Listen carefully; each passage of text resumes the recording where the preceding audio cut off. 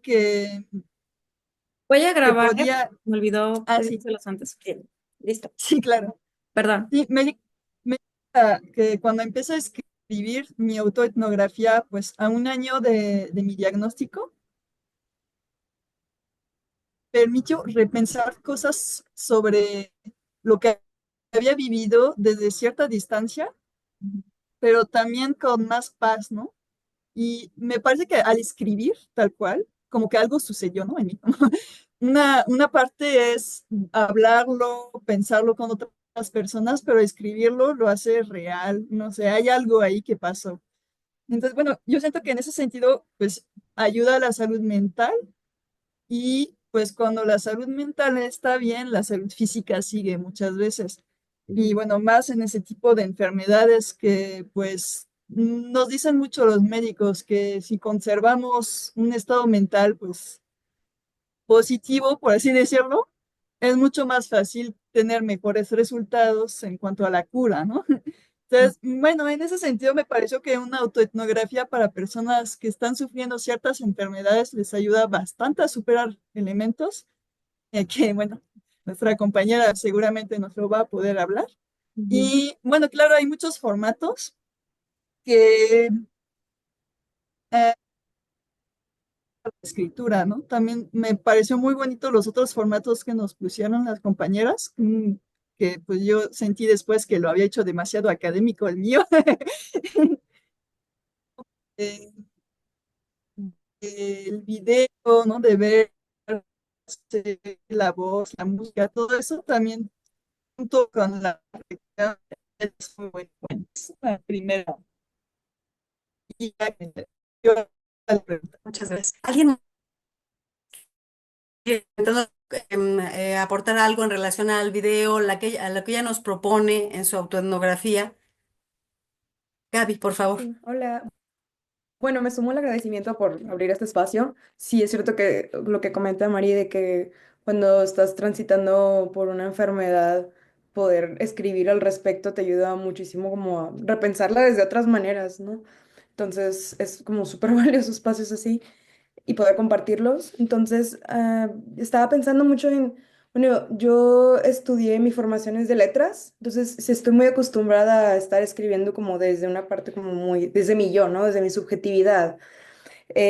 Sin embargo, cuando entré al posgrado y que mi tema de tesis está muy ligada a mi enfermedad o está como relacionada a ella, para mí fue la etnografía como me permitió verlo desde otra manera, como volver a conectar con mi proceso, pero y repensarlo, pero también poniéndolo como en relación, no solo conmigo, sino también en relación con las otras personas, o sea, con las otras personas que también tienen enfermedades, en relación con injusticias que yo veo en torno a la salud, o sea, en relación con otros como determinantes sociales que existen. Entonces, de alguna manera, al saber que es como una manera en la que yo escribo como muy situada, que pone mucho en contraste con lo que se vive, como que viven las otras y los otros. Para mí fue como muy interesante, pues, poder repensar mi enfermedad de esta manera, ¿no? Y, o sea, precisamente cuando lo estaba escribiendo, cuando escribí antes de después enviar lo que hice, este, me permitió mucho recordar en especial como cuando yo era niña y cómo fue transitar la enfermedad de niña y me hizo recordar cosas que no había pensado, ¿no? Como cómo se vive una enfermedad cuando estás transitando un hospital, ¿no? Que es como un ambiente de, o sea, el ambiente de salud en los hospitales pues puede ser, es muy clínico y a veces es muy formal y es muy cerrado. Y cómo no se me explicaba a mí la enfermedad y cómo esta relación que tienen los profesionales de salud conmigo. Pero hasta esta vez que no hice ese ejercicio no me había dado cuenta. Entonces, para mí también fue como un volver a resignificar vivencias como ahorita como adulta y desde donde lo estoy estudiando. ¿Observado? Y Ok, pues muchas gracias, Gaby. Y bueno, acuérdense que estamos todos reflexionando en torno, obviamente, a los trabajos y en relación a cómo la autoetnografía es una herramienta para replantear nuestra conexión entre salud mental y física, ¿no? Y creo que María nos ha dicho algo, Gaby nos ha comentado otro tanto. No sé si alguien más quiera hacer algún comentario en este eje de la etnografía como herramienta y la conexión entre la salud mental y física, cómo nos ayuda a hacer emerger esa relación. Sandra no ha llegado, ¿verdad? La otra No, no, no ha parte. llegado. Bien. Sí. Bueno, pues Bueno, yo soy la otra persona que envió una contribución y yo lo que quiero comentar es que yo me quería plantear en la autoetnografía, no sé si lo logré, el ejercicio de mi ser mamá. Y como siendo mamá, yo cuido y cuido de mí y además tengo que cuidar a las y los otros. Entonces, para mí la autoetnografía en esta relación de salud mental y física me ha ofrecido un espacio personal, o sea, un espacio de mi identidad de mamá que usualmente no puedo estar exponiendo, ¿no? En otros espacios y que finalmente forma una parte muy central de mi vida. Ajá, pero queda en el ámbito de lo privado y para mí, como reitero, la herramienta, la etnografía me parece que es una herramienta importante y que algunas personas que quizás de niñas intentamos tener diarios, bueno, ahora es como un diario, pero con alguna pregunta, ¿no? Específica, que en este caso la mía fue, bueno, ¿cómo yo puedo, o ya llevo el espacio del cuidado en la salud de mi familia? En el eje de que soy una persona trabajadora, ¿no? Entonces todo el tiempo estás llena de trabajo y claro que trabajas para vivir, porque si no trabajaras, pues no recibes un salario y si no tienes eso, pues a lo mejor andaríamos vendiendo ropa, ¿verdad? O lo que corresponda, que también es muy digno, pero digamos en otras dimensiones y tampoco tendría esta posibilidad de escribir, ¿no? Entonces, bueno, ahí está mi comentario. No sé si alguien más quiera exponer o hacer alguna referencia a los videos que se enviaron.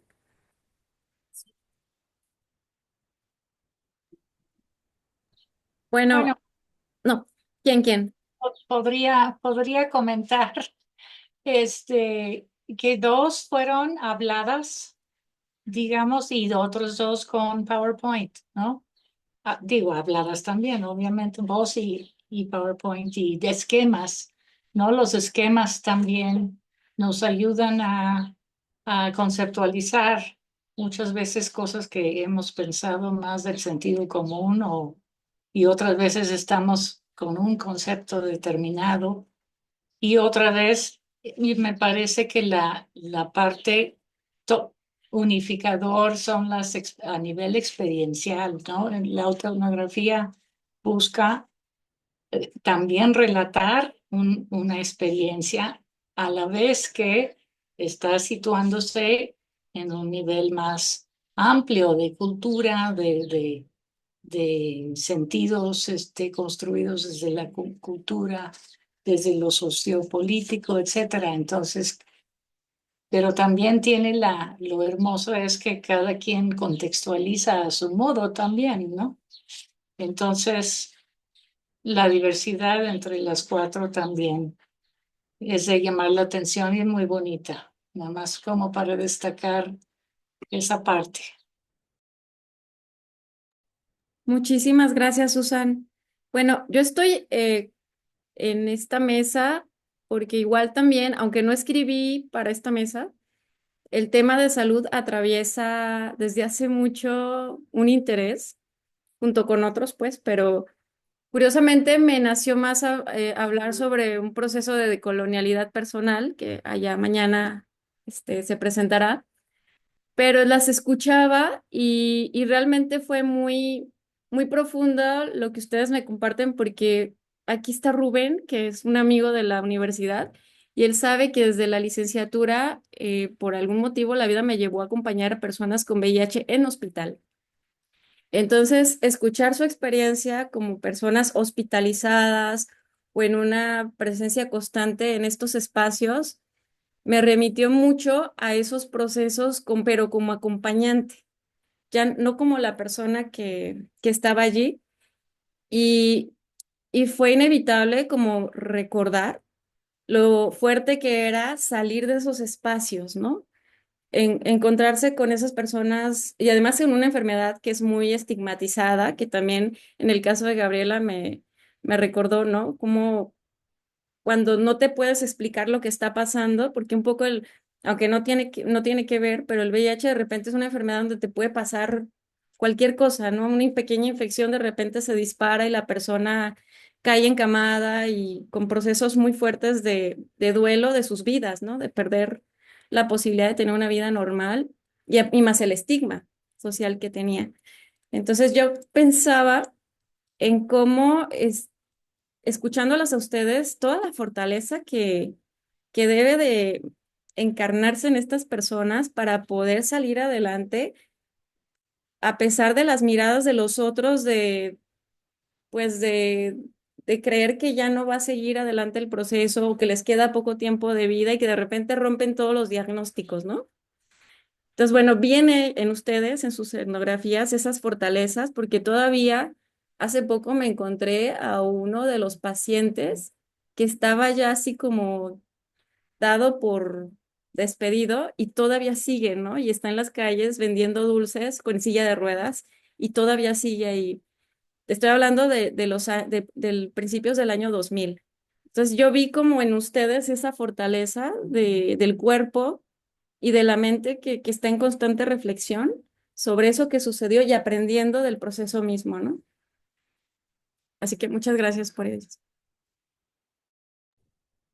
Muchas gracias, Ellen. Bueno, no sé, también está la doctora Fabiola Macías, está la doctora Mercedes, está Nidia, Alejandra, Rubén, Manuela, hola Manuela, Diana, Mauricio. No sé si ustedes tuvieron la oportunidad de ver las autoetnografías o escucharlas y quieren hacer algún comentario, ¿no? En torno a, pues a eso, a lo que les hicieron pensar. Ya ha precisado Susan el tema, por ejemplo, de las herramientas, ¿no?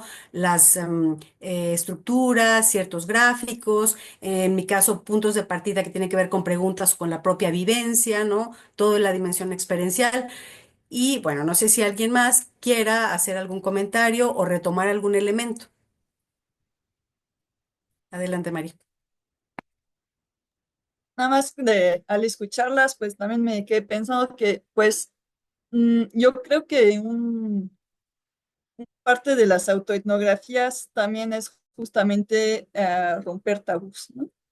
Y yo creo que por eso me animé también para expresar cosas, no solo para mí, para la parte terapéutica, sino también para hablar, ¿no? De lo que se vive, que oh, es un problema muy fuerte con problemas de salud o de lo que sea, ¿no? Incluso con lo de la maternidad, de todo lo que no nos atrevemos a veces a decir porque pues hay un estigma social o porque se considera como algo íntimo, ¿no? Y en realidad eso no nos ayuda a poder estar bien, pues mentalmente y físicamente cuando tenemos dudas y no sabemos a quién acudir o con quién compartirlas, ¿no?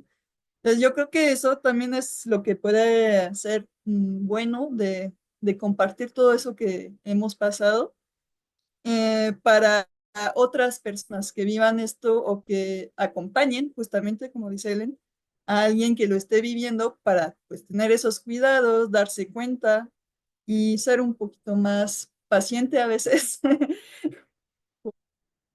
Siempre se dice todo y ahí está el problema. Muchas gracias.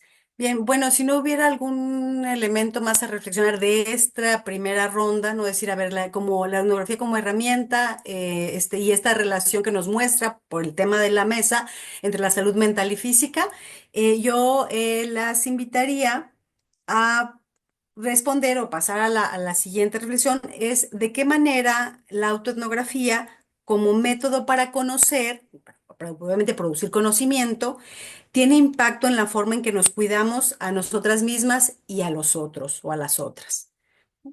Un poco en función de esto que nos comparten las compañeras en la mesa, ¿no? O nos compartimos.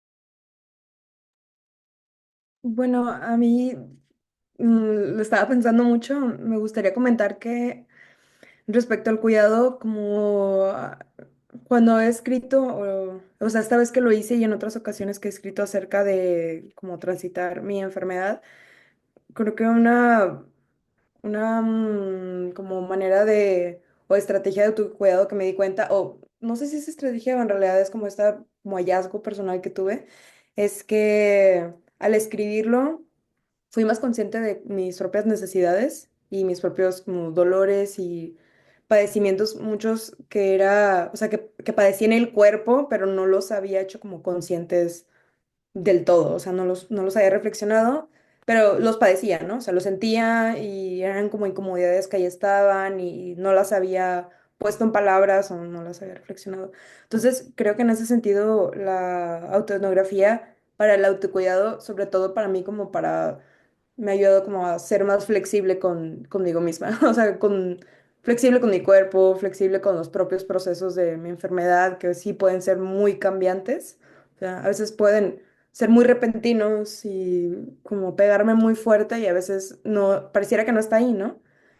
Pareciera que todo está como normal y puedo seguir como funcionando normal, por decirlo de alguna manera, pero siento que al momento, o sea, como esta parte de hacer autoetnografía y de escribirlo y de escribir mis propios procesos y hacerlo como consciente desde ahí, al leerme me doy cuenta como que esa flexibilidad es me cuida mucho, me hace como ser más consciente de cómo cuidarme, de cómo tenerme paciencia, pero también a la vez con los demás, ¿no? Porque de alguna manera deviene en ser empática y flexible con las otras personas que también pueden estar pasando otros procesos que yo ignoro, ¿no? U otras personas que quizá también tienen enfermedades. Gracias. Bien, bueno, yo quisiera comentar que seguramente quienes vieron los videos y escucharon los audios, pues se dieron cuenta que la autoetnografía tiene un componente de la etnografía, digamos, clásica, pero también está completamente imbrincada o imbricada, no sé cómo se diga bien, con nuestras biografías, ¿verdad? Y en esa dimensión, pues la mayoría de las personas que estamos aquí damos clases, hacemos trabajo de investigación. Entonces, personalmente, a mí me parece que la autoetnografía en plantearse como una estrategia de cuidado es muy poderosa por estas dos dimensiones que tiene, que toman distancia de otras formas de hablar sobre la salud, sobre la enfermedad y los cuidados. Porque entonces aquí uno es como muy auténtico y por eso al principio yo también cuando empecé a trabajar mi texto autoetnográfico hablaba de la dimensión ética, ¿no? Porque bueno, también exige un posicionamiento de las y los investigadores, les investigadores, ¿no? Cuando nosotros estamos dispuestos a cuestionar. Y ahora que Helen hablaba de lo decolonial, bueno, pues justamente me parece que la autoetnografía también es una invitación a la toma de posiciones. Y cuando hablamos de cuidado, salutogénesis, buen vivir, pues la invitación era esta, ¿no? A pensarnos como unas mujeres que somos mujeres muy completas.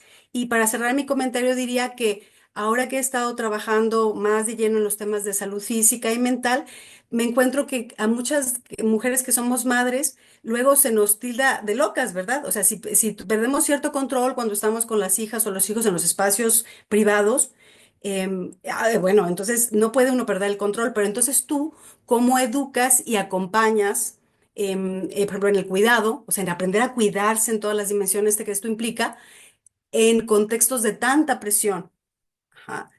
Cuando los chicos también están expuestos y las chicas a también otras formas de relacionarse a veces que no, pues que no toman en cuenta o no valoran los consejos de los padres y las madres, ¿no?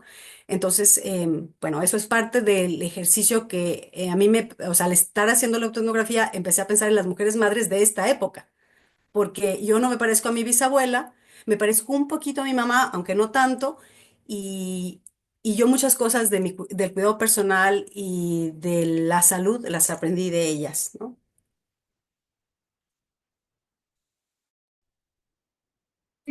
Que es un tema interesante de autocuidado no es el mismo hoy que en la generación anterior también, ¿no?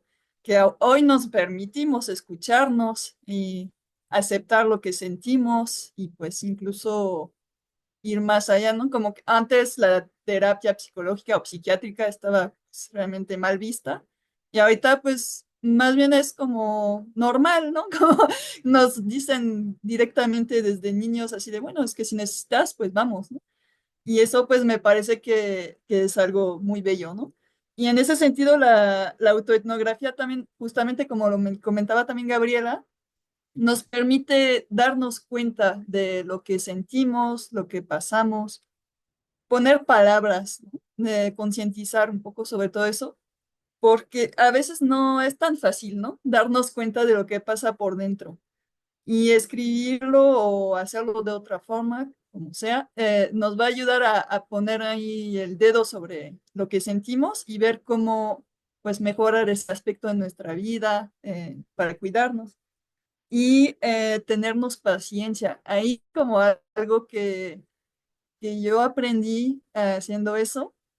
De hecho, tengo la frase de un enfermero que me cuidaba cuando tuve mi choque séptico y estaba muy mal. Dice, ¿sabes por qué los llaman pacientes? Porque necesitan tener paciencia. Y yo así de, ah, mira, no lo había pensado así. Pero sí, la verdad es que eso es una cosa que no aprendemos de tener paciencia para uno mismo y no solamente hacia los demás, ¿no?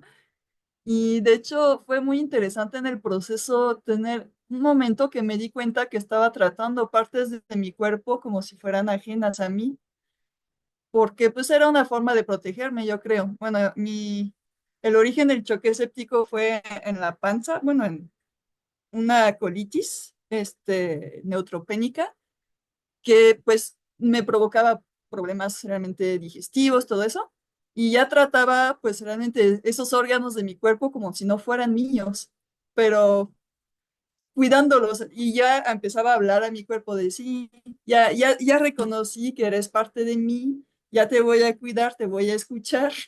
Y es como esa parte que me pareció también como de reconectarse con uno mismo, ¿no? Aceptarse. Y bueno, ahí es como una parte del autocuidado que yo podría ver, aunque no fue tal cual durante la autoetnografía, sino que me di cuenta cuando hice la autoetnografía que eso había pasado. Muchas gracias. Sí, sí, volver sobre nuestros pasos, nuestras vivencias nos fortalece. Bueno, no sé si alguien más quiera, bueno, a lo mejor no alcanzó a revisar los videos, pero tiene inquietud de hacer ejercicios autoetnográficos, ha venido escribiendo. Pues no sé, que alguien que guste tomar la palabra,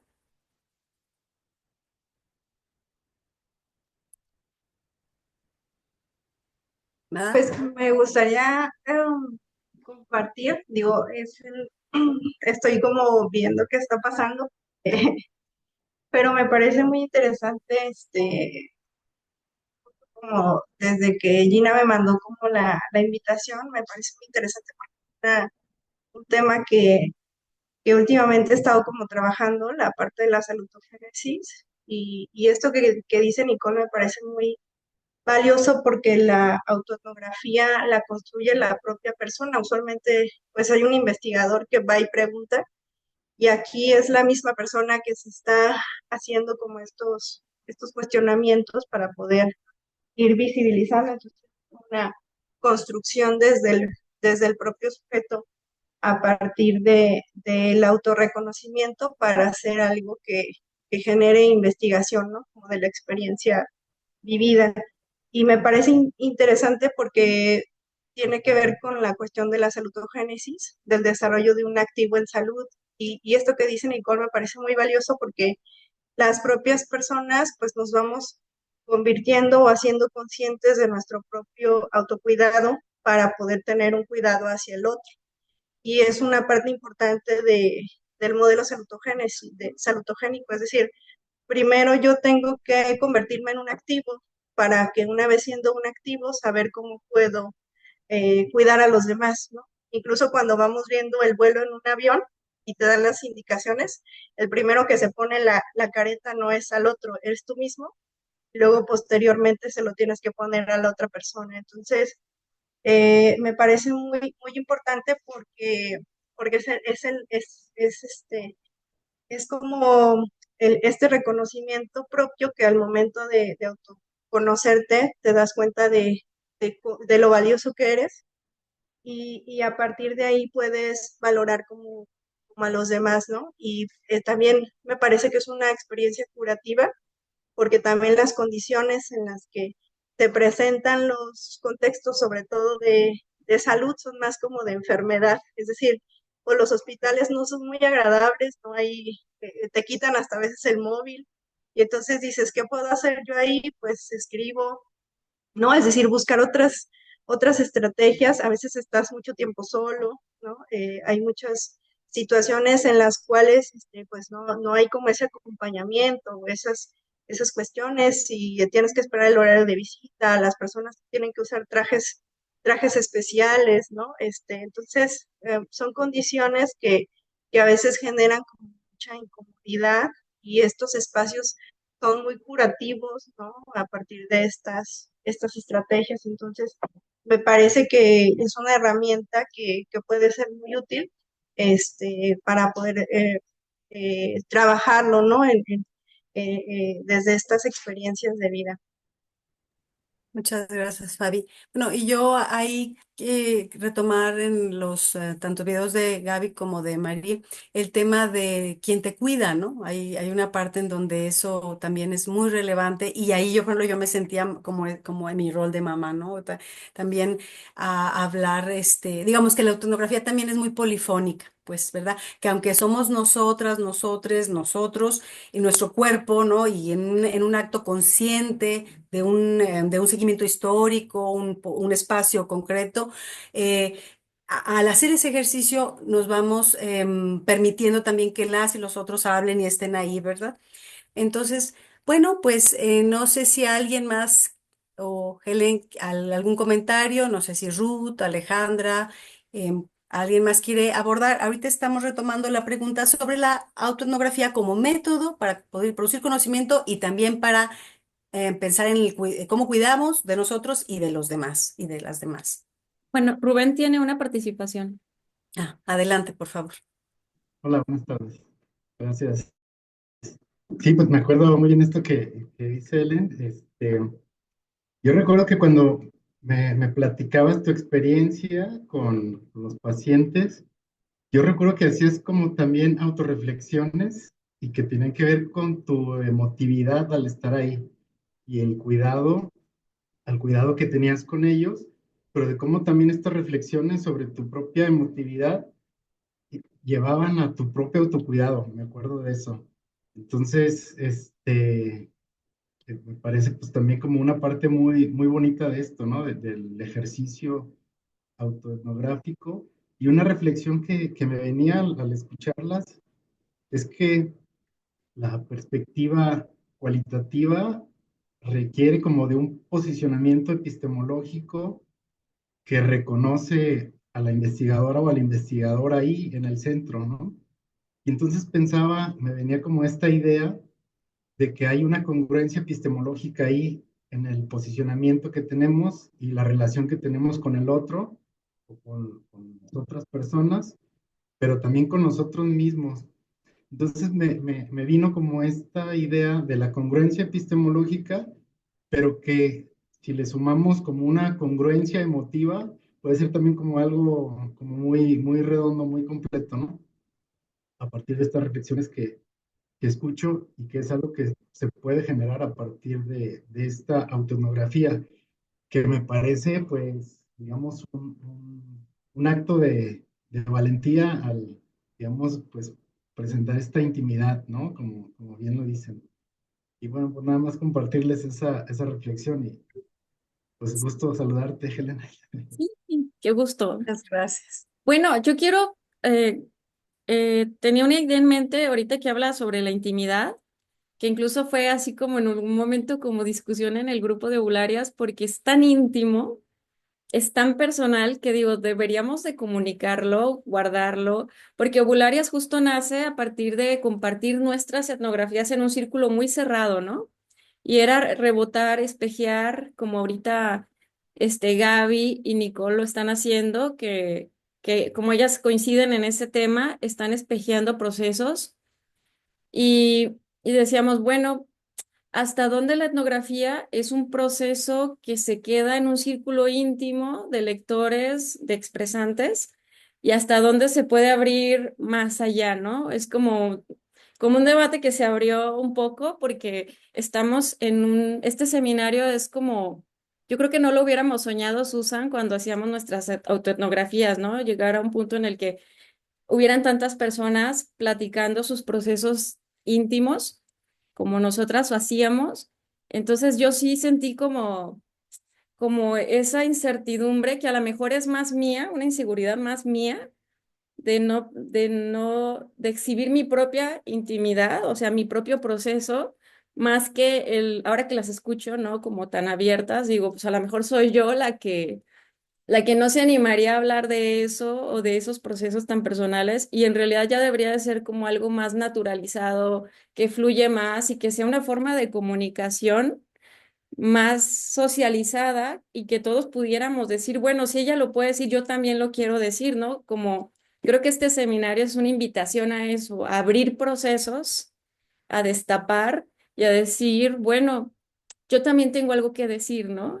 Y darle como esa resignificación a la propia historia a través del valor de abrirla, sin importar cómo voy a ser interpretado, sino por el hecho mismo de soltar pues sí, como soltar una paloma y que vuele y que vaya donde tenga que ir, pero yo ya la dejé ir, ¿no? No sé, como muy liberador, las escucho y me quedo con esa impresión de liberación de algo que a lo mejor estaba como tan enquistado, ¿no? Que hacía daño. Y que ahora que se fue, pues ya agarrará su rumbo, escuchará a quien tenga que escuchar, reflexionará a quien tenga que reflexionar y reaccionarán como sea, pero yo ya lo solté. No sé, es como una reflexión ahora porque pues, les comparto, ¿no? Que yo era como la más, ay, pues no sé, es que Gina no estuvo en esa reunión, pero yo decía, pero es que los demás que no se inscribieron las pueden ver en YouTube y qué vamos, o sea, como es su intimidad, ¿no? Pero ya, creo que lo pongo en la mesa, ¿no? A lo mejor soy yo y mis aprensiones, y a lo mejor ya hay procesos más sueltos que los míos propios, ¿no? Ahora que las escucho. Gracias, Helen. Y bueno, decir que aquí justamente en la mesa, pues están Susan, que ella es la mujer que nos nucleó, la investigadora, ¿no? La académica que nos nucleó. Y cuando ella nos nuclea en relación a esta invitación a la autoetnología, nos pone a leer, por ejemplo, a otra maestra que tenemos que está, la doctora Mercedes Blanco, que también está aquí, Mercedes. Y entonces ellas nos van mostrando el camino. ¿No? En el sentido de decir, bueno, sí, claro, hay un relato personal, que eso se nota en los videos que propusimos, en los audios, ¿no? Pero no es un relato así como a tontas y a locas, ¿no? Sino es un relato situado culturalmente, históricamente, un poco de lo que ya hablaba Susan, ¿no? Y que esto me parece, me permite conectar con lo que dice Helen en el sentido de lo ético y de lo moral y de lo íntimo, lo público y lo privado, ¿no? Y que es una preocupación, que de hecho yo aún no estoy muy cómoda. O sea, de hecho, escribir autoetnográficamente o hacer autoetnografía me genera un poco de incomodidad. Pero considero que es parte justamente de ese proceso porque hay cosas que me hacen daño, por un lado, cuando las reflexiono en clave autoetnográfica, porque tienen que ver con una estructura o con un contexto y una relación de clase, en particular en mi caso, ¿no? Y que no me gusta. Pero bueno, es así y yo tengo que ponerle la cara a eso, ¿no? Y la autografía me ayuda. Y por ahí creo que vi alguna mano levantada o alguna cara de yo quiero comentar algo. Y no, sobre eso me hizo pensar mucho, Helen. Es que en realidad creo que en lo personal, cuando la empecé a escribir, fue sí con intención de publicarla en la revista del posgrado, pero sabiendo que es una revista que no necesariamente tiene muchas vistas, ¿verdad? Ahorita cuando preguntaron, ¿podemos grabar? Me quedé un segundo así de, "Ah, bueno, sí está bien". Pero justamente me parece que ese ejercicio es todavía más liberador cuando haces a un público todavía más amplio, porque te das cuenta que otras personas pueden participar, que comentan, que pues que no estás sola, ¿no? Y creo que justamente también hay que ver en qué momento lo haces. No lo puedes hacer en cualquier momento de tu vida, ¿no? Es una etapa en la que ya tienes cierta paz, ¿no? Para poder hacerlo. Yo lo que comenté en mi video, bueno, fue muy rapidito porque pues no teníamos mucho tiempo, pero yo empecé a escribir sobre ese tema, pues prácticamente, no sé, creo que 6 meses después de que haya sucedido. Lo hablaba de forma un poquito, pues lejana, no sé, como que sí, hablaba de la enfermedad sin ningún problema, ¿no? Pero de que casi me morí, eso no lo hablaba. No, como que no sé si no lo aceptaba o si no quería espantar a los demás, porque eso es parte de mis problemas personales, de preocuparme más por los demás que por mí. Y escribirlo, pues fue todavía como que revivirlo, ¿no? Entonces, eso no lo puedes hacer en cualquier momento de tu vida. Tienes que estar lista, ¿no? Y tampoco se puede forzar. Pero me parece bien interesante que ahorita se haga ese tipo de cosas más públicas para que las personas que tengan ese miedo, pues también se les vaya quitando poco a poco cuando ya puedan, cuando ya estén listas, para poder justamente pues vivir lo bonito que es, ¿no? Una vez que ya se pudo superar eso, ¿no? Sí, gracias. Y bueno, tenemos creo que la mano levantada de Nidia Sí, y también pero tenemos un comentario de Ruth, me parece. solo que, bueno, le pediría permiso a Nidia que hablara Sandra, porque ya llegó y es la otra ponente para escucharte y después Nidia, ¿está bien? Para poder escuchar Per- a Sandra. Hola, buenos días. Buenas tardes, perdón. Este, Buenas tardes, Sandra. estoy como un poquito desconectada porque me voy conectando ahorita. Me gustaría saber un poquito de la dinámica de qué es lo que están haciendo, por favor.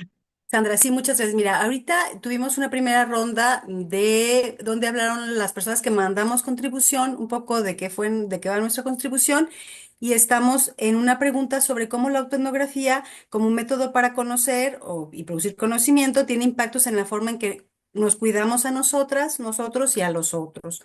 Entonces, estamos como en esa línea. Entonces, si tú quisieras en este momento compartir, ya la mayoría, espero escuchamos tu material, te vimos, ¿no? Entonces, no sé si quieras tú comentar algo al respecto de tu proceso, lo que escribiste o en relación con la pregunta. Ah, ok, ya, gracias. Bueno, en realidad, yo como tal no había expuesto de esta manera la situación que viví. Bueno, y que sigo viviendo todavía porque es un poco reciente.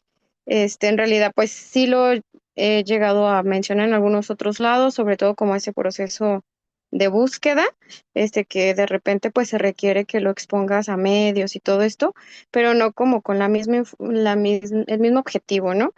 Sí me costó un poco de trabajo también grabarlo, porque no sabía como por dónde empezar y por dónde terminar. En realidad es una situación que yo también todavía no termino de organizar en mi mente, porque fueron pues muchas cosas que he vivido alrededor de esta situación.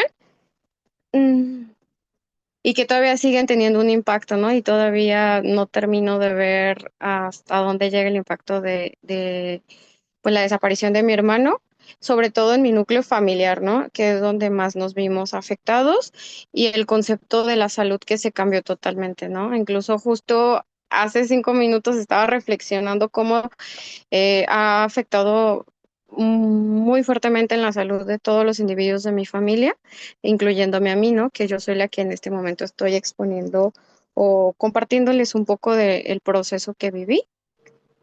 Pues sí, les digo, todavía no sé qué tanto me di a entender en el video, porque todavía yo me sigo como, no sé, enmarañando en toda esta situación.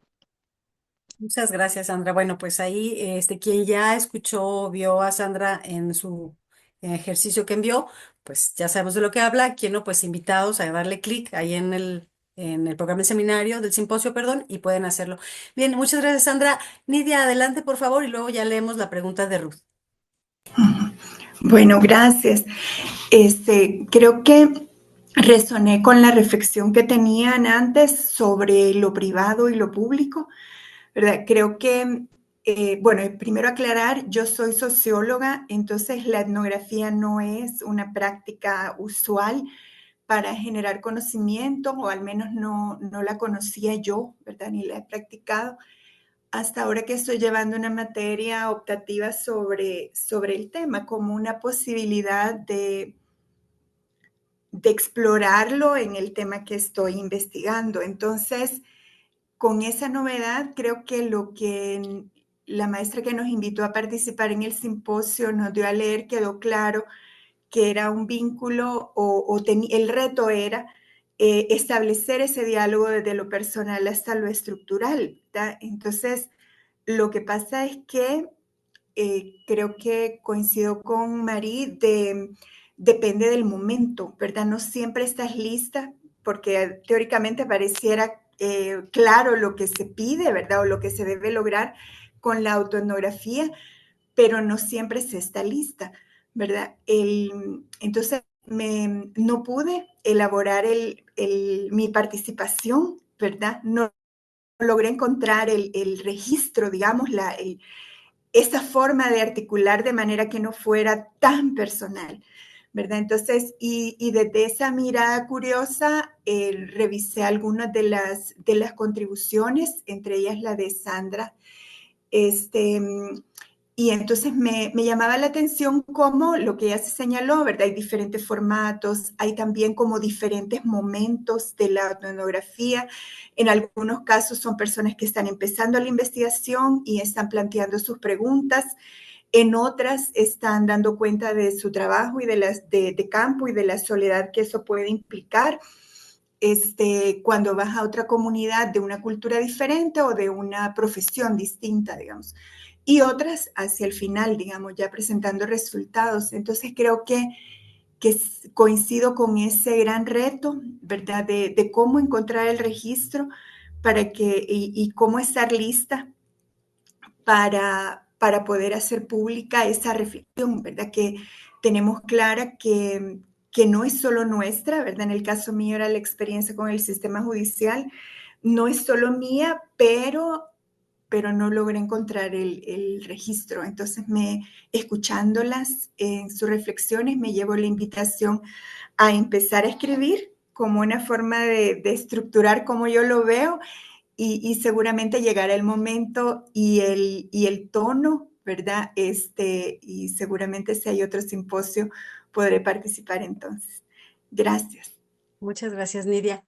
Y bueno, vamos a leer la pregunta de Ruth. Ruth nos dice, ¿hasta qué punto el uso de la autoetnografía se responsabiliza por lo que decimos o hacemos y no pasa por el, entre comillas, que cada quien piense lo que quiera? Esta pregunta nos la deja Ruth en el chat. Y también Alejandra Rojas nos dice, no pude ver el material, pero podría decir que la autoetnografía te guía a simpatizar con una misma y con las demás personas que tienen similares padeceres. Muchas gracias y bueno, no sé si alguien quiera, a partir también de este comentario, esta pregunta, perdón, de Ruth, decir algo, o bien si Ruth puede abrir su micrófono y quiere ampliar un poquito. Em, Porque bueno, si no es así, yo lo quisiera comentar que algo ahora, hilando lo que han dicho, que también el ejercicio autoetnográfico también implica una discusión sobre lo científico, ¿verdad? Y cómo algunos autores y autoras han planteado que, bueno, esta tradición o la tradición autoetnográfica que nosotros estamos recuperando, justo también problematiza cómo algunas otras metodologías como la biografía, em, también, o sea, luchan por volver científicas como herramientas del método cualitativo o la investigación cualitativa, pero aquí eso, digamos, es una discusión importante, pero que tiene que ver con el asunto de la autorización que tienes, ajá, para decir y reflexionar sobre un momento histórico, sobre un hecho concreto, ¿no? En este caso, por ejemplo, el tema de Sandra, que es los procesos de desaparecedores en México, en el caso de Gaby, el tema de las enfermeras, ¿no? De esta necesidad de nombrar. En mi caso, cómo ser una madre trabajadora y en el caso de Marí, este proceso de enfermar, de estar al borde de la muerte, como no lo cuenta ella en su exposición, y de pronto verla aquí, ¿no? Con esta capacidad de reflexionar sobre eso. Sí.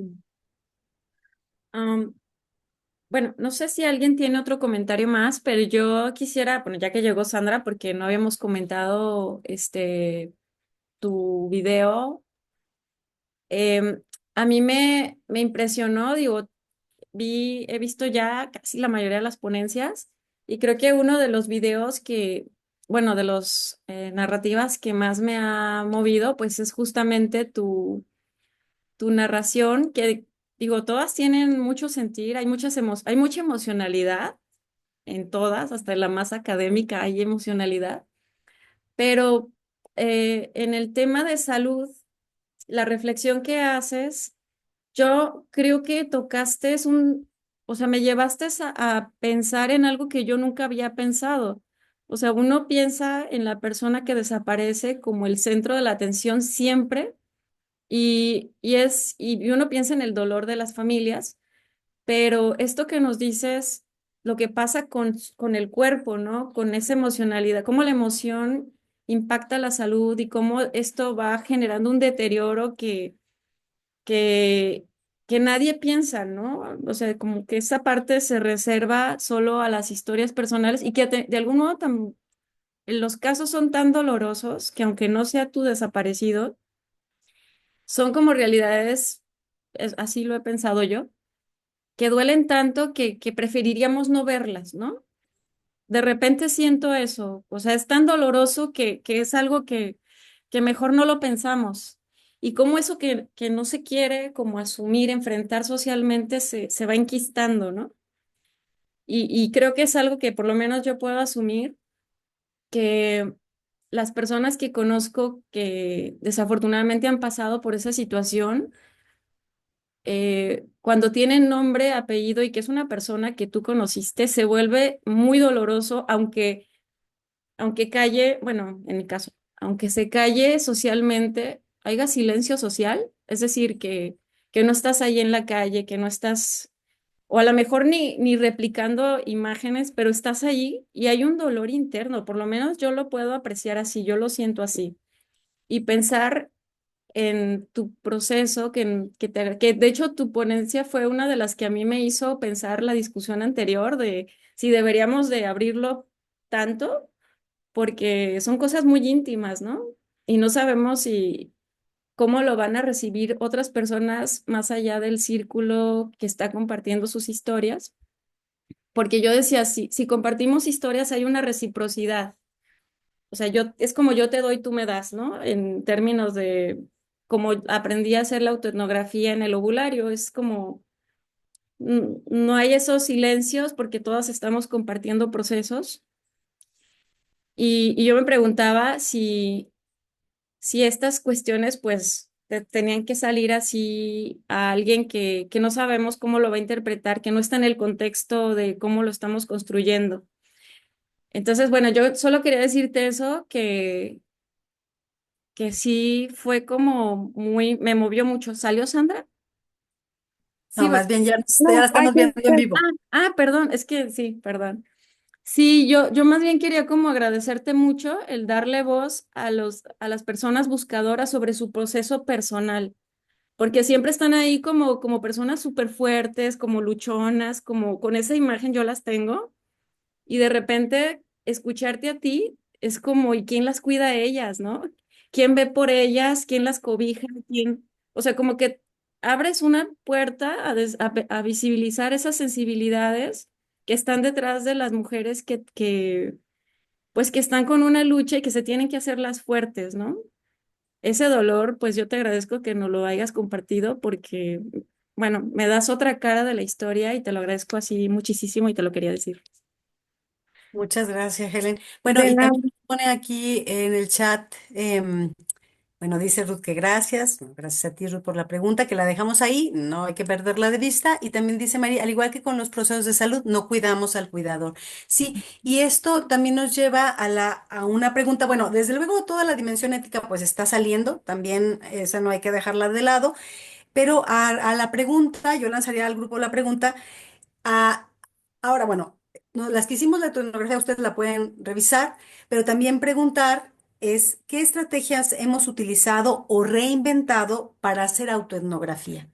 Entonces, hace un momento leí un comentario de Alejandra que decía que ella tiene la impresión de que la autoetnografía te hace simpatizar contigo misma, ¿no? Y hay autoras de autoetnografía que nos dicen, bueno, es que el primer paso para hacer autoetnografía, propuesta, es decir, reconocerte a ti, comprenderte tú, ¿verdad? Mirarte. Entonces, bueno, pues no sé si Gaby, o sea, las ponentes, la que enviamos trabajo a la mesa, o alguien más quiere apuntar algo sobre las estrategias que usaron para hacer el registro autoetnográfico. Unas notitas, tomaron una foto, hicieron algún dibujito, qué sé yo. Las estrategias que se utilizan o han ustedes reinventado para comenzar a hacer sus registros que después forman el documento autoetnográfico.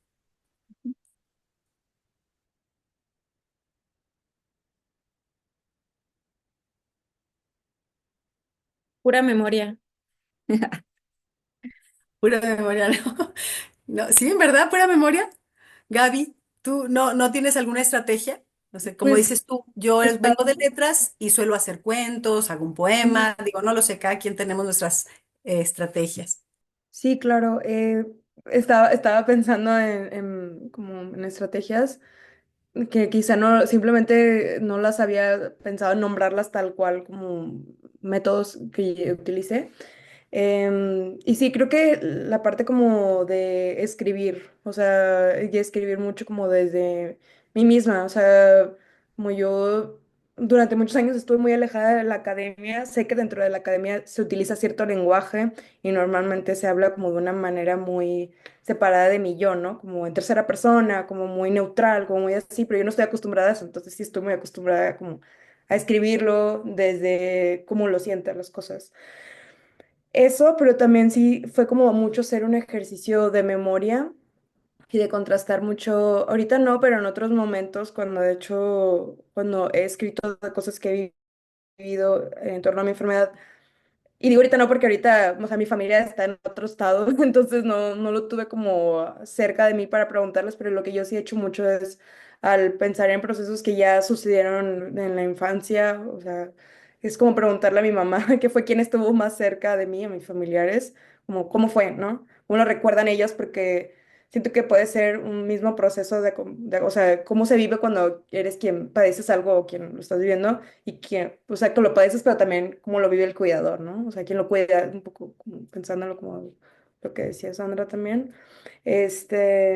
Pero sí, o sea, también a mí me ayudó mucho cuando hice esta parte de narrarlo, o sea, escribirlo, pero decirlo es muy, creo que en ese sentido es como muy, este, no, pero la palabra no es liberador, o sea, sinceramente, pero creo que es muy confrontativo. O sea, creo que es muy confrontativo hacer autoetnografía y no es agradable muchas veces.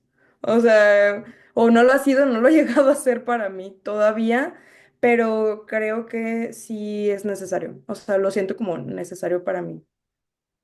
Muchas En ese sentido, gracias. pero sí, o sea, escribir, hablarlo, estar diciendo, escucharme y ejercicio de memoria, ¿sí? Muchas gracias. Bueno, yo rapidito decir que yo hago preguntas, luego hago una pregunta y especialmente tomo fotos y a veces videitos, especialmente para este tema del maternaje, el cuidado, ¿no? Que es lo que he estado documentando. Y bueno, también decirles que ya vamos a ir hacia el cierre de la mesa.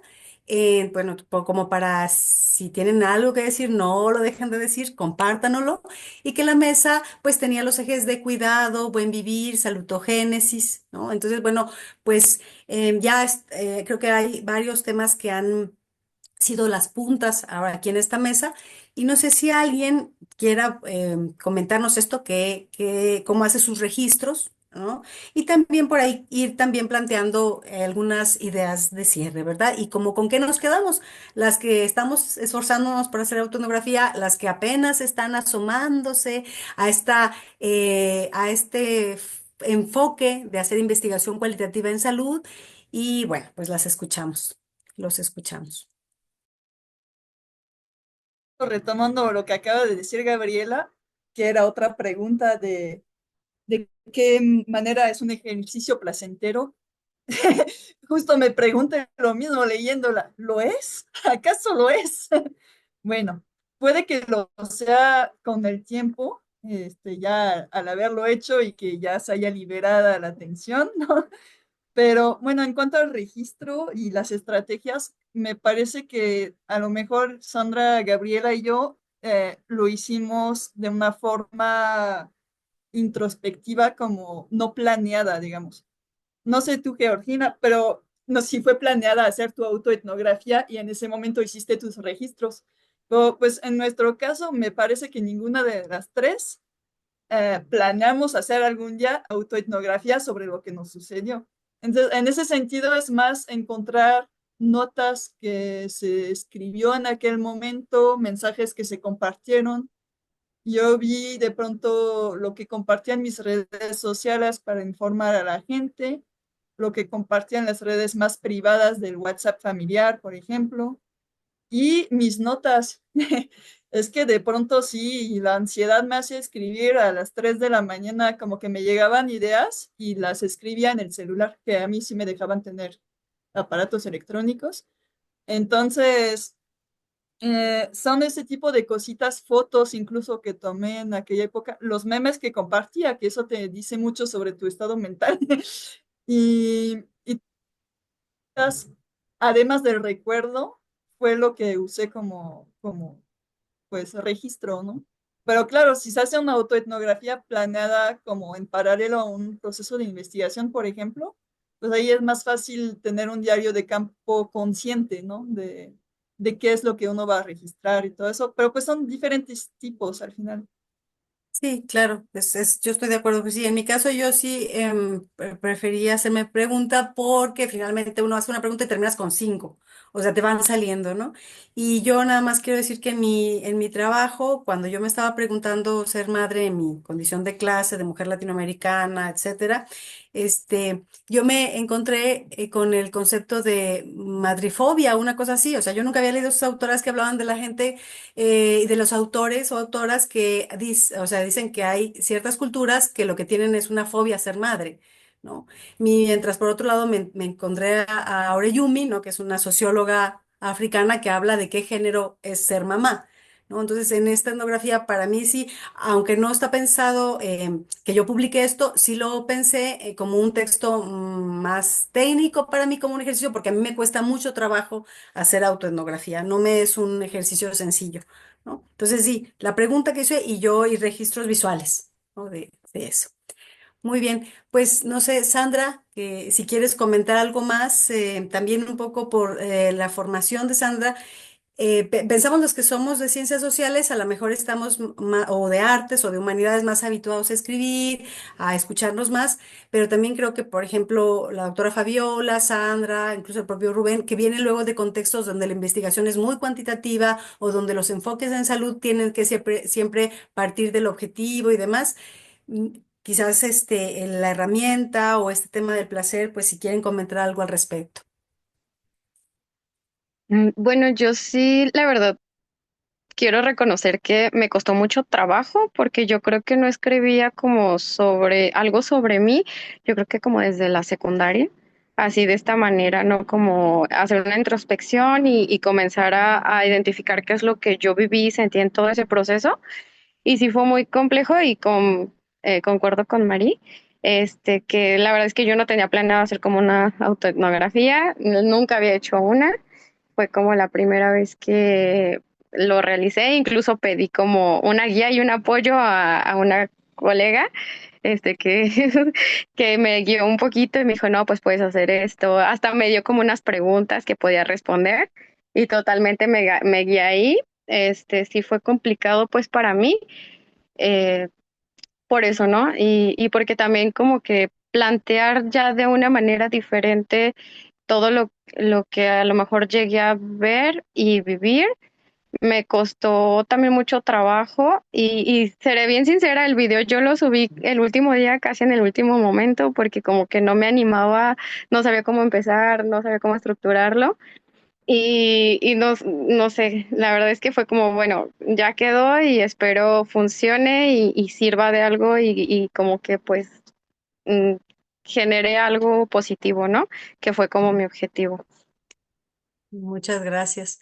Bien, y miren, para ir cerrando, aunque veo aquí ya una manita levantada, ahora te doy la palabra, Mari, pues quedarnos quizás para ir cerrando con esta idea de las consideraciones éticas para el buen vivir y también quizás aquí vale la pena que podamos llevar a la plenaria o en la discusión general esto, de que si queremos que nuestras etnografías se compartan, ¿verdad? Porque ahora obviamente fueron, solo se compartieron entre las personas que se anotaron, de lo cual tenemos todas y todas registro. Así que bueno, esto de que si no están contextualizadas o no, bueno, en el caso de nosotras y nosotros sí, porque se supone que estamos aquí porque nos interesa, porque queremos explorar, ¿verdad? Ahora, si se suben a la red, bueno, estarían más de acceso libre y que también vale la pena pues ir quizás pensando en esas dos dimensiones, nuestra práctica etnográfica, autoetnográfica, perdón, y el conocimiento que se pone en común a partir de esto, ¿verdad? Y Mari, otra vez, adelante. Eran aplausos para Sandra. Pero, Ah, era un aplauso, muy bien, ¿no? Bueno. pero aprovechando, yo les quiero pedir permiso para compartir con mis alumnas en mi clase las autoetnografías, si están de acuerdo. Sí, va.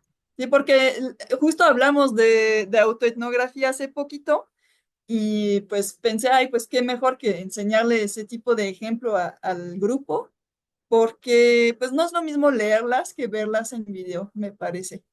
Se siente mucho más la parte emotiva y de lo que se puede hacer a lo que se puede llegar y más allá de lo teórico, ¿no? Muy bien, pues muchas gracias. Y ya nos dicen qué reacciones y si alguien se animó a hacer autoetnografía. No sé, alguien más que quiera, pues eso, hacer un repaso, una reflexión sobre el método autoetnográfico, sobre algún comentario que quedó en el tintero después de haber visto los materiales. Ajá. Si Bueno, queremos volver hacia la pregunta, perdón, ahora doy la palabra, de la pregunta que nos propuso Ruth, ¿no? Que finalmente también es muy interesante. Miren, le voy a repetir. Dice, ¿hasta qué punto el uso de la autoetnografía se responsabiliza por lo que decimos o hacemos y no pasa por él? Que cada quien piense lo que quiera. Eso es muy importante, ¿no? Para mí como mamá, bueno, yo pienso que mi experiencia, cuando ahora que estoy contando, quizás ayude, es como una puerta que abre la puerta a cómo yo soy un tipo de mamá. Y las mujeres que encuentren, digamos, encajen en mi tipo, quizás pueda encontrar eco o en lo que yo digo y siento en términos etnográficos pueden encontrar, a lo mejor en 20 años, cómo vivíamos las mamás en 2024, ¿no? Que atravesamos pandemia, que teníamos hijas, adolescentes e hijos, ¿no? Y entonces, y cómo cito autores y cómo está mi voz ahí quejándome y agobiada, etcétera, ¿no? Pero bueno, ahí la dejo y abro el micrófono. yo solo quería también reflexionar en consonancia con Nicole que efectivamente hacer video, sumando a lo que nos decía este Rubén de la congruencia epistemológica, la congruencia emotiva, como que está alineado a eso, ¿no? Es también ponerle rostro a quien enuncia la experiencia y eso potencializa de algún modo el comunicar esa historia, porque al final, pues es una edición de la propia historia, ¿no? Digo lo que me siento cómoda a decir y lo que realmente aún no estoy lista, pues no se enuncia, ¿no? Sería muy arriesgado también hacerlo, pero dentro de lo que puedo enunciar, el ponerle voz, el poner el cuerpo enfrente y la voz, aunque sea la pura voz, también creo que escuchar a Gabriela, también tiene su lado potente, ¿no? Porque no tenía rostro, pero sí había un sentimiento palpable totalmente en la forma en que ella, sus tonos de voz, ¿no? Como que se agudiza el sentido a esas modulaciones que ella iba haciendo, esa cadencia con la que ella narra su historia. Y bueno, creo que eso lo hace potente y pareciera pues que se va complejizando, ¿no? No sé si más adelante haya la oportunidad de escuchar a esta Fernanda, la compañera de Ecuador, que también fue parte del Lobularia. Ella ahora está haciendo performance con la autonografía, o sea, está llevando ya la teatralización. Entonces, no sé hasta dónde nos va a llevar esta como tendencia a poder mostrarnos, a transparentarnos, pero lo que sí creo es que nos está llevando a una academia más sensible, a una sociedad, o va a abonar, o está abonando a la sensibilización de los procesos no hablados que no se pueden ver y que eso nos va a permitir mucha mayor empatía, sobre todo en procesos que yo decía, pues para mí esta es la mesa más delicada. Yo la percibí así porque son procesos muy del cuerpo, pues. No es como el trabajo con niños o sea, que también hay procesos internos, pero acá era como hablar en otro nivel de profundidad. Y creo que en ese sentido, para cerrar, lo que estamos haciendo nos permite o abona a sociedades mucho más sensibles y una academia mucho más sensible, solidaria y comprensiva, que yo creo que nos urge, ¿no? Enfrentamos procesos muy acartonados, muy colonizados, ¿no? Por el cómo debe ser la investigación y la academia. Y creo que desde Latinoamérica, desde estos procesos donde ponemos el cuerpo, que siempre ha sido así, pues estamos abriendo grietas, ¿no? Y bueno, les agradezco a todas, a las cuatro, por esas etnografías. Y pues a Gina ya la conozco, pero igual agradezco su eterno esfuerzo se pelea con la autoetnografía, pero siempre lo hace bien. También escrito. Bueno. Muchas veces, no, bueno, y leer el comentario de Nicole, o sea, todo esto de poner frente a la sensibilidad del cuerpo y decir, y esto sin perder el rigor. Y eso es importante. Y yo creo que aquí lo que se ha comentado es, el rigor tiene que ver con la honestidad, la autenticidad, esta confrontación que a veces nos es incómoda, pero es necesaria en la producción de conocimiento, y un conocimiento que no está en el aire, sino que está situado, es histórico, es sociocultural, ¿verdad? Ambiental.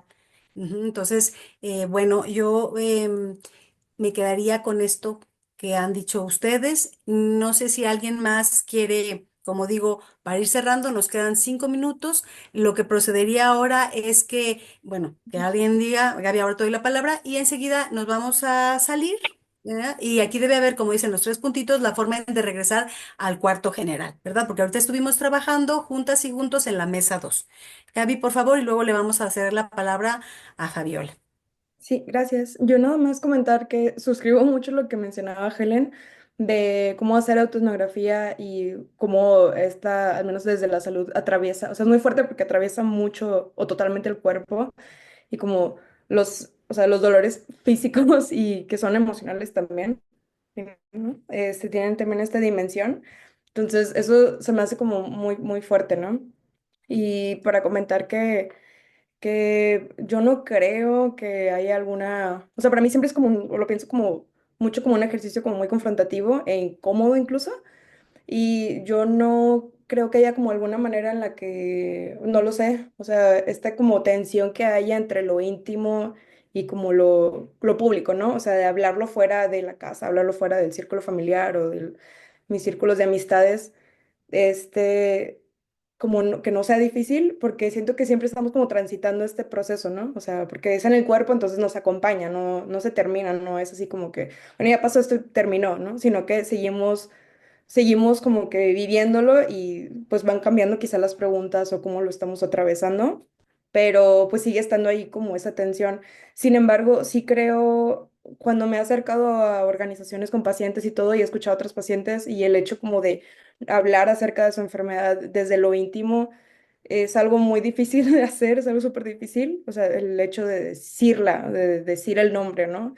En espacios como en espacios profesionales, en espacios que se espera que siempre estés como bien y funcional y todo, entonces eso es como muy confrontativo también, pero es súper valioso, o sea, es muy importante y es muy político de alguna manera como situarte desde ahí, ¿no? Y decir como soy esta persona que tiene estas vulnerabilidades y tengo estos padecimientos, pero y soy toda esta dimensión, ¿no? Que existe. Entonces, a mí, pues sí, se me hace como un ejercicio súper importante siempre.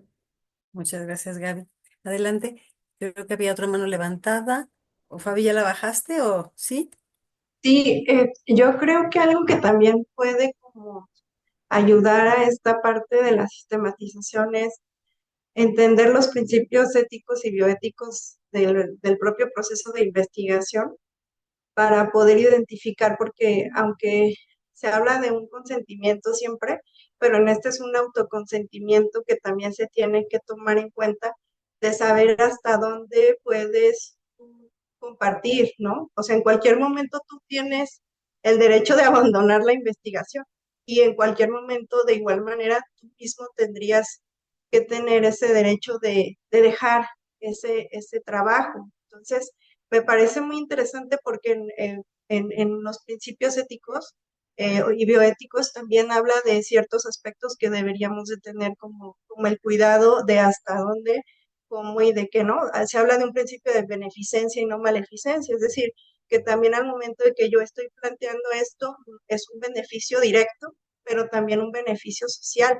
Y yo tendría que pensar en ese sentido desde la cuestión bioética, cuáles serían esos beneficios que se puede tener. Y también hay que ver los riesgos. Los riesgos son un aspecto fundamental en la cuestión de la ética al momento de plantear esto. Visibilizar algo también implica pues un compromiso en la visibilización. Entonces, esto también es interesante al momento de plantear como estos mecanismos para saber exactamente, por ejemplo, yo como investigadora a lo mejor me parece muy interesante, pero no pudiera yo proponerlo así porque implica algo de la propia persona, ¿no? Es decir, es diferente como yo decir, voy a agarrar pues, sujetos y a partir de eso voy a trabajar esta estrategia. Tendría que hacer una labor muy fuerte en la parte de la explicación, de la sensibilización, del consentimiento, de que la persona lo